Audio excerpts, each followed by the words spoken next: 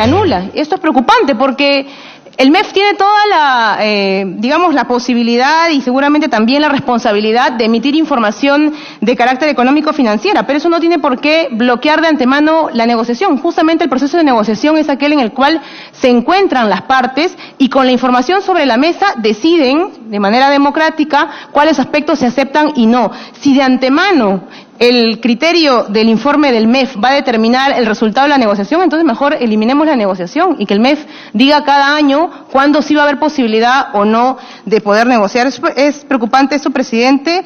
Ahí me refiero concretamente al artículo 14, pero también lo referido a la parte de los laudos. En la parte de los laudos se hace extensiva este criterio de prácticamente el carácter mandatorio de este informe económico-financiero del MEF. Se dice que en caso de que el laudo arbitral no considere necesariamente la información contenida en el informe del MEF, entonces el laudo se considera nulo. Presidente, entonces que no haya arbitraje, porque si el MEF va a decidir cuándo efectivamente la negociación puede llegar a un acuerdo, ¿para qué estamos yendo a un proceso de ese tipo? ¿Para qué estamos implementando una norma? Simplemente que se modifique la ley de arbitrajes y que se ponga que de manera obligatoria los árbitros tienen que estar regidos a lo que dice el MEF. La verdad, presidente, es importante que sí esté contenido el artículo que dice que el informe debe existir. Por supuesto que eso es necesario, pero no que en la práctica este informe sea vinculante de manera extensiva tanto en la negociación como en el proceso de arbitraje. Y finalmente, presidente, hay también un tema que pediríamos precisar. En el artículo 18.6, también referido al tema del arbitraje, se señala que los árbitros se sujetan a las limitaciones legales establecidas en las disposiciones legales vigentes, bajo sanción de inhabilitación en caso de incumplimiento. ¿Qué es lo que está diciendo esta redacción? Que en caso los árbitros consideren criterios que no estén expresamente contenidos en la legislación vigente, pues se les inhabilitaría. Y hoy haría una precisión, presidente, porque entiendo el sentido de esta redacción, pero me parece que es impreciso. Debería considerarse que los árbitros deben respetar las normas constitucionales e internacionales vigentes que reconocen el derecho a la negociación colectiva. Esto con un ejemplo muy concreto. Al día de hoy tenemos normas que el propio Congreso ha ido aprobando, como la ley de presupuesto, que limitan la negociación colectiva. Imagínense que los árbitros solamente tomaran como referencia esas normas expresas y no las normas que la Constitución señalan que la negociación colectiva sí es un derecho. Tendríamos ahí una restricción de criterios que nos parece no considera que hay un debate que se ha dado previamente en el TC y que reconoce justamente la negociación colectiva como un derecho constitucional. Entonces, ahí la redacción sugerida sería eso, que los árbitros deben sujetarse a las normas constitucionales e internacionales vigentes, que además son de cumplimiento obligatorio para nuestro país en los casos en los que se lleve a cabo una negociación. Eso, presidente, porque, como digo, a lo que apuntan estas redacciones que he referido es a, en la práctica, limitar el derecho a la negociación colectiva, darle al MEF un poder que no le corresponde en este caso. Eso sí es preocupante, porque no es, presidente, una novedad para nosotros, además, quienes estamos en esta comisión, que el MEF, en materia laboral, sabemos, casi podemos predecir cómo va a pensar, independientemente del contexto o la realidad que le toque afrontar. Y la verdad, sujetar una norma de esta envergadura a esos criterios es en realidad renunciar al principio de legislar. Entonces dejemos que el MEF simplemente sea el que legisle en este ámbito y de paso incumplamos las sentencias que el Tribunal Constitucional ya ha señalado para este tema. Eso, presidente. Muchas gracias.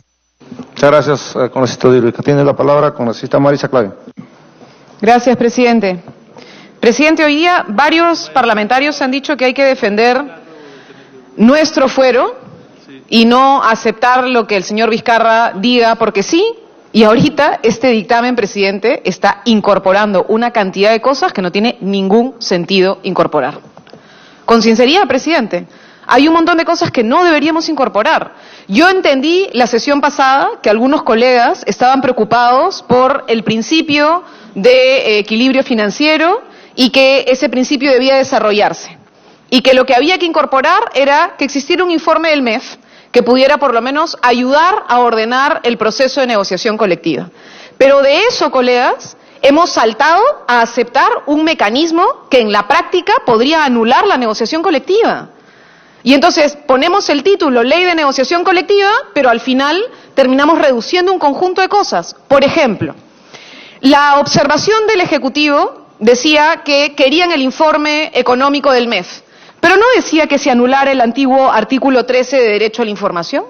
Y ahora se ha anulado el artículo 13 de derecho a la información, donde hay elementos básicos que no tiene ningún sentido que se hayan eliminado, presidente. Ojalá el antiguo artículo 13 de derecho a información, que son elementos centrales que necesitan las centrales sindicales para poder entrar en una discusión de negociación, la puedan tener. ¿Por qué vamos a negarles el derecho a la información? Entonces sí solicitar que el antiguo artículo 13 vuelva a incorporarse, presidente. No tiene sentido que se haya eliminado. En segundo lugar, presidente, en el artículo 14, empieza un desarrollo sobre el informe económico financiero. Originalmente yo escuché a los colegas, la verdad es que sentí que era una reflexión sincera del congresista Mantilla, por ejemplo, sobre la necesidad de buscar un candado mínimo y que pudiera existir un informe económico financiero, y creo que esa era la voluntad real que tenía el colega. Sin embargo, parece que los señores del Ministerio de Economía y Finanzas han logrado convencer al equipo de acá de la Comisión de Trabajo y se han incorporado elementos adicionales que ya son un exceso, colegas. Porque el primer inciso dice, bueno, para efectos de la negociación colectiva, el Ministerio de Economía y Finanzas emite y publica un informe económico financiero debidamente fundamentado, proporcionando la información macroeconómico, presupuestal y fiscal pertinente. Perfecto, hasta ahí creo que nadie se queja. Pero, presidente, luego de pronto tenemos el 14.4. ¿Qué cosa nos dice el 14.4? Que hay elementos en los cuales hay situaciones excepcionales. ¿Saben qué cosa uno aprende en el Perú? Que la excepción es la norma. Así funciona en el Perú. Tanto es así que tenemos históricamente leyes de presupuesto que dicen que de manera excepcional se coloca un artículo para que los trabajadores no puedan negociar materia económica a la hora de discutir con los empleadores estatales. Esa excepción se ha reproducido perpetuamente en nuestras leyes de presupuesto. Y ahora acá, graciosamente, nos quieren incorporar una excepción, presidente, que se va a volver la norma. Ese es el problema. El 14.4 se va a volver la norma, la razón por la cual no existirá negociación colectiva. ¿Qué cosa nos dicen? Que cuando la negociación colectiva se realice en un año previo a que tengamos más de 2 puntos de porcentaje del PBI respecto al año previo, ahí no puede haber negociación colectiva. En fin, ¿por qué, presidente? Explíqueme. Si igual va a haber un informe económico y financiero, si igual estamos diciendo que tiene que haber un equilibrio, no tiene sentido. Y luego, adicionalmente, esta es la peor, dice, cuando se publique una ley que disponga la aplicación de cláusulas de excepción en el marco de lo establecido en el Decreto Legislativo 1276. ¿Qué es ese decreto legislativo? Es el que aprueba el marco de responsabilidad y transparencia fiscal del sector público no financiero. Colegas, en el Estado peruano hemos tenido este tipo de cláusulas de supuestamente responsabilidad para no gastar mucho durante los años 2005, 2007, 2008, 2009, años en los cuales tuvimos crecimientos equivalentes a 6.3, 7.5, 8.5, 9.1. Entonces, colegas, ¿por qué entonces habría que aplicar y permitir que ese tipo de excepcionalidad que determina una ley en genérica para que no haya un gasto fiscal excesivo, lo quieren terminar colocando como una condición necesaria para la negociación colectiva? No tiene sentido. Eso ya es irnos al otro extremo, colegas. Estábamos en una posición y ahora nos estamos yendo a la orilla contraria totalmente. Entonces, presidente, sí pedimos formalmente que el 14.4 sea retirado, presidente. No nos parece que ese artículo esté ahí, porque ahí de alguna manera lo único que se hace es plantear y decirle a los trabajadores que tendrán que irse otra vez al Tribunal Constitucional.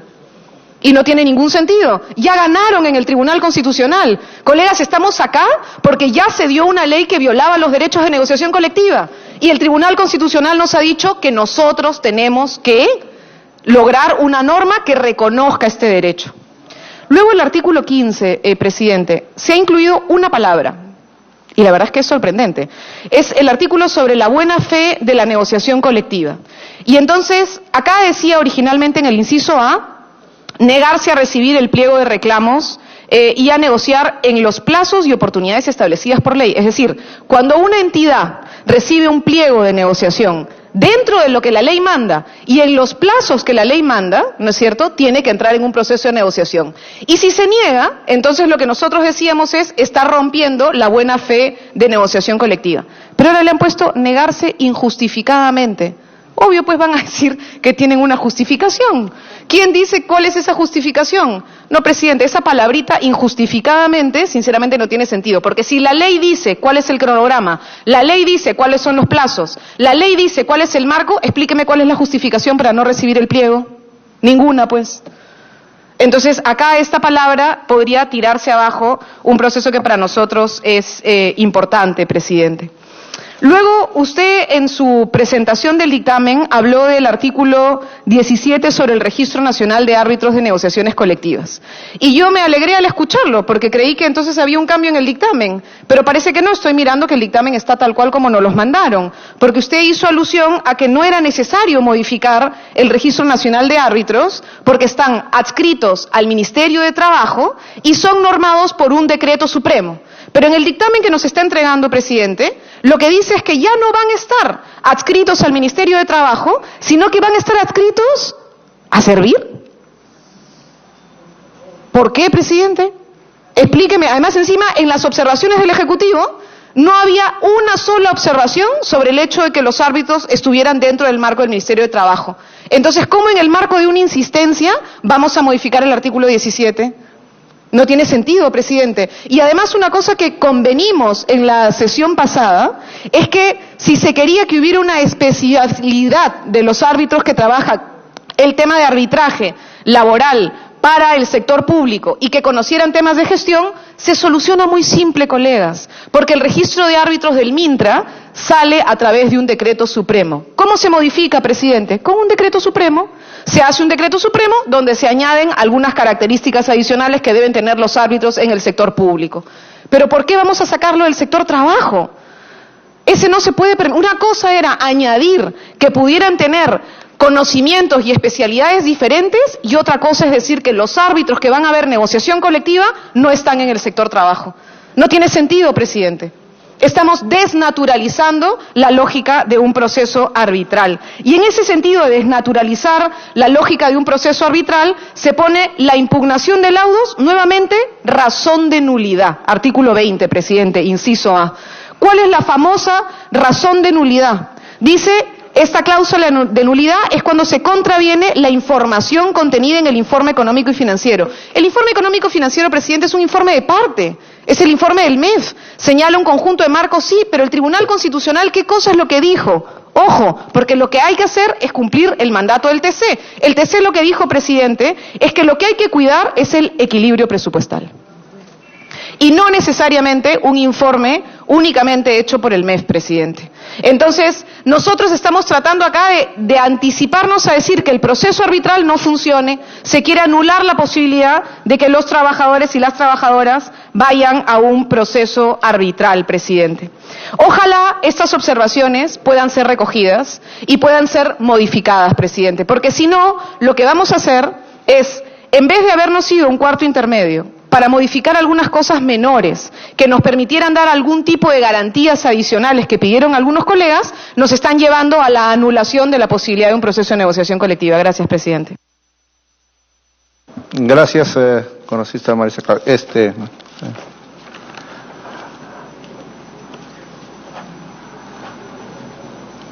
Tiene la palabra el congresista Mauricio Mulder. Sí, había pedido más antes y no le notaba. Sí.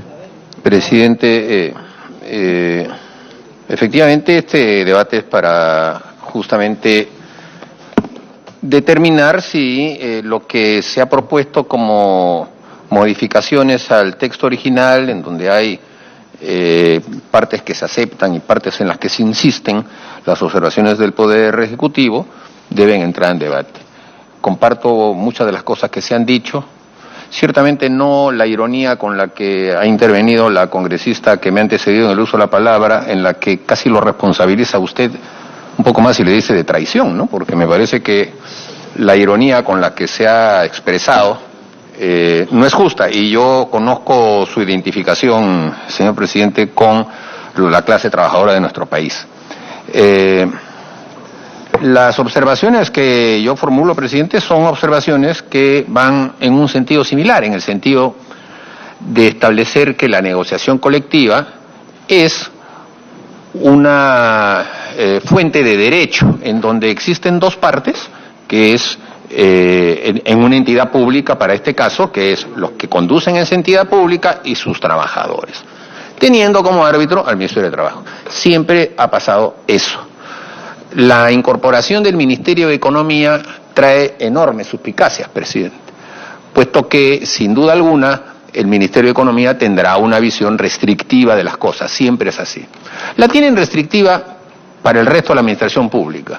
Para ellos nunca la tienen restrictiva, porque los que mejor ganan en la administración pública son los miembros del Ministerio de Economía. Pero para los demás, sí. Y entonces, poner en manos de funcionarios del Ministerio de Economía un informe financiero que sea requisito para la aprobación de un pliego me parece un exceso.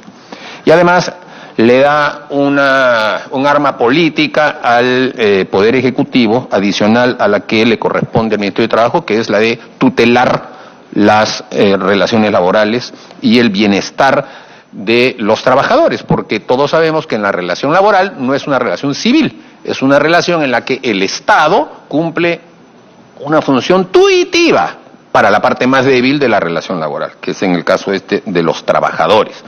Entonces, en ese sentido, presidente, creo que, salvo que se pongan de acuerdo o que haya duda en el propio proceso de negociación colectiva, que se pueda requerir un informe al Ministerio de Economía, pero no que sea obligatorio para la negociación en cada caso. Después, presidente, en el artículo 7 y 8 se ha cambiado confederaciones sindicales por organizaciones sindicales. Y ahí estoy yo en contra. Las confederaciones, presidente, son las agrupaciones de alto nivel, de primer círculo y categoría de los trabajadores, y que para poder llegar a ser confederaciones pasan por un proceso larguísimo de constitución de federaciones, que son las del siguiente rango, y a su vez de uniones sindicales o de sindicatos.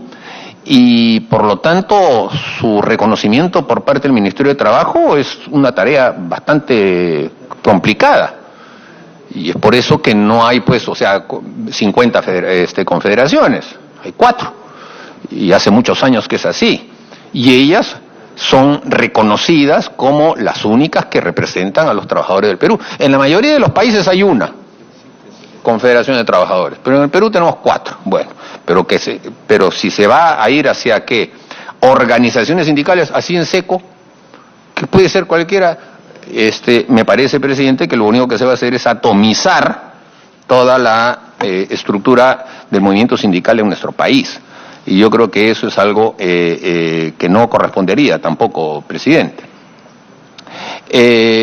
En lo que se refiere al tema de la creación del Registro Nacional de Árbitros de Negociaciones Colectivas, sí, estoy de acuerdo en que efectivamente este tema debe depender del Ministerio de Trabajo, que es la institución especializada del tema, que es la que ve no solamente las cosas desde el punto de vista econométrico, sino también desde el punto de vista social, que no lo hacen otros ministerios que tienen técnicos que nadie los conoce, pero que emiten informes que bloquean al propio ministro. En este caso, el Ministerio de Trabajo tiene la capacidad y la experiencia suficiente de llevar a cabo esta nueva repartición pública que se va a crear, que es la de el Registro Nacional de Árbitros de Negociaciones Colectivas. No olvidemos que en una discusión similar existió también cuando en el periodo anterior creamos la Superintendencia de Fiscalización Laboral, y en la que se señalaba que esto no debía depender específicamente del Ministerio de Trabajo, sino que debía ser multisectorial, porque hay varias miradas que deben hacerse del tema, etcétera, etcétera, y al final, bueno, quedó que fuera en el Ministerio de Trabajo, y mal no lo hacen, al contrario, es casi lo único que le queda a los trabajadores en el momento en el que están planteando cualquier tipo de demanda, ya sea colectiva o individual. Entonces, creo, presidente, que esto cae ya como perogrullo. Creo también, presidente, que debiera en alguna parte, quizá al final, en disposición transitoria, establecerse algunos mecanismos que diferencien a los trabajadores de la 276 de los de la 728, porque una cosa es estar en una empresa pública que tiene compraventa, que ejerce, como cualquier otra empresa, mecanismos de acopio de recursos propios, Y otra cosa es el pliego de un ministerio, de un gobierno local, aunque sin duda puedan también acopiar recursos propios, pero evidentemente tienen una visión mucho más rígida del manejo de sus recursos. Y evidentemente allí, presidente, tendrá que haber un trato diferenciado porque no va a ser lo mismo a la hora de plantear un pliego de reclamos o de plantear una negociación colectiva, ¿no? Finalmente, presidente, con respecto al derecho a la información, ese informe económico financiero que se puede obtener por ley de transparencia, mire, la experiencia que yo he tenido para utilizar los portales de transparencia de la mayoría de las reparticiones públicas me llevan siempre a considerar que lo que hacen las entidades públicas es poner lo mínimo requerido. Nunca ponen lo que uno realmente está buscando. Uno tiene que ser un hacker súper experto para ver si encuentra algo dentro de los portales de transparencia de la mayoría de las instituciones, porque le ponen una información absolutamente rígida, ¿no? Y para que usted encuentre cuánto gana un funcionario, que es algo tan sencillo, pues, tiene que entrar pues por todos los vericuetos posibles. Le digo, hay que ser un hacker. Es bien difícil. Claro, otros que tienen seguramente mayor predisposición o cercanía o costumbre, podrán hasta falsear información, porque hemos encontrado en varias oportunidades información atrasada, información que no revela detalles, ¿no? O que simplemente hacen que hasta la página se cuelgue, que ocurre bastante. Entonces, si bien es cierto eso puede servir como herramienta, no hay que prohibirlo, no debe ser un requisito sine qua non, sino que la propia entidad debe proporcionar su propia capacidad económica para que los trabajadores la conozcan. Y eso pueda servir justamente como aliciente en la negociación. Porque es evidente que los trabajadores no pueden pedir al cielo, ¿no? Como dicen, el que pide al cielo y pide poco es un loco. Bueno, pero frente a la administración pública no va a ser tan fácil, porque hay límites, ¿no es cierto? A una empresa privada quizá uno la pueda apretar un poco, porque la empresa puede hacer algún apalancamiento o lo que fuera, pero en el caso del Estado no se puede, porque hay una cantidad y no se puede mover uno de esa cantidad. Y entonces, lo mejor sería que hubiera la máxima de las transparencias, no solamente a través de la ley de transparencia, sino de la información que la propia entidad dé, para que la negociación colectiva sea una negociación, ahí sí, transparente, y no dependiendo solamente de los portales de transparencia que, como les he señalado, muchas veces esconden información o la camuflan o la dejan un poco en entredicho y no dejan la posibilidad de poder escarbar más. Esas serían mis observaciones por ahora, presidente. Gracias.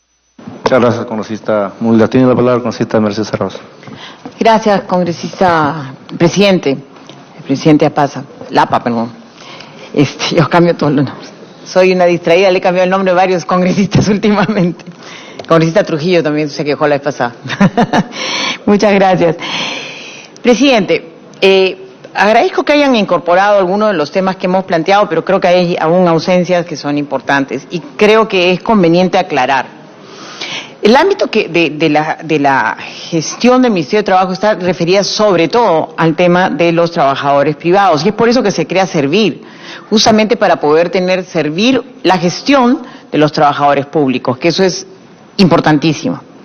La representatividad de los trabajadores públicos está en 6 organizaciones y las puedo mencionar. Está la Confederación Unión Nacional de Sindicatos del Sector Estatal, el Sindicato del Sector Estatal, UNACE, la Confederación Intersectorial de Trabajadores Estatales, la Confederación Nacional de Trabajadores Estatales del Perú, CTE Perú, Confederación Médica de la Seguridad Social Peruana de Salud, Confederación de Trabajadores Municipales del Perú, CTMP, la Confederación Nacional de Trabajadores Administrativos del Sector Educación, CONTASE, y ahí seguimos, ¿no? Pero son organizaciones, el SUTEP también es una organización, por ejemplo, donde está claramente los objetivos y dirigidos a sus sectores. Entonces, ampliarlo a un ámbito general de confederaciones que ven sobre todo temas más bien del lado privado, como que confundirían. Ellos están claramente con sus intereses de negociación colectiva en los sectores respectivos. Por eso creo que la norma tal cual está planteada está mejor orientada porque está incorporando claramente a aquellos actores, ¿no?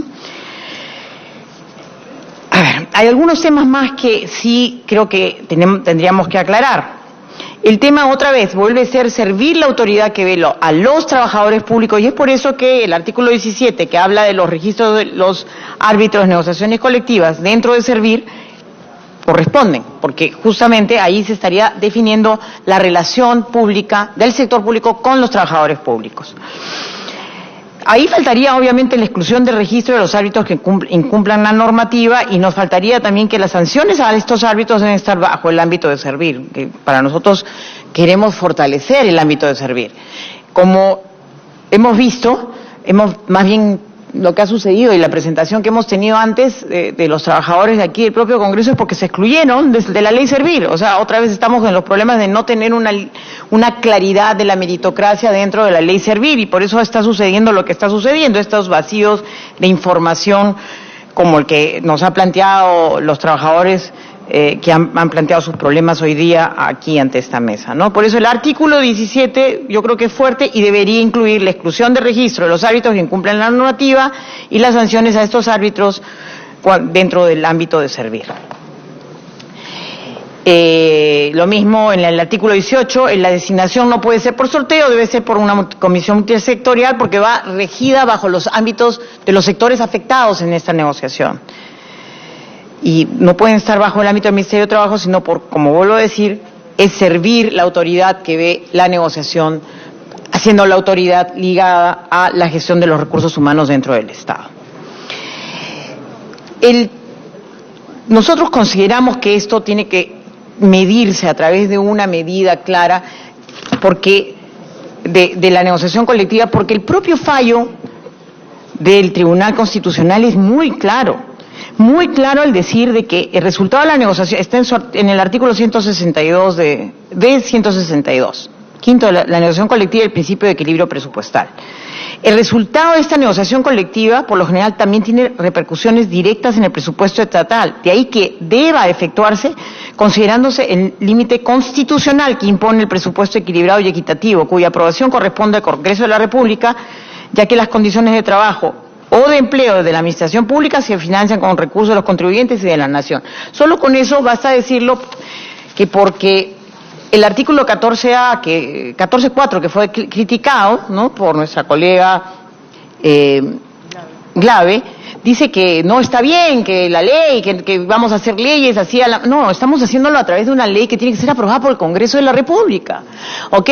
El ámbito está claramente especificado, o sea, sí, tenemos el marco de la ley, del decreto legislativo 1276, que es el que habla del ámbito de lo que es el marco de responsabilidad fiscal, pero la ley que se aprobaría para cualquier cambio tiene que pasar por el Congreso. Sí, voy a terminarlo, sí, le doy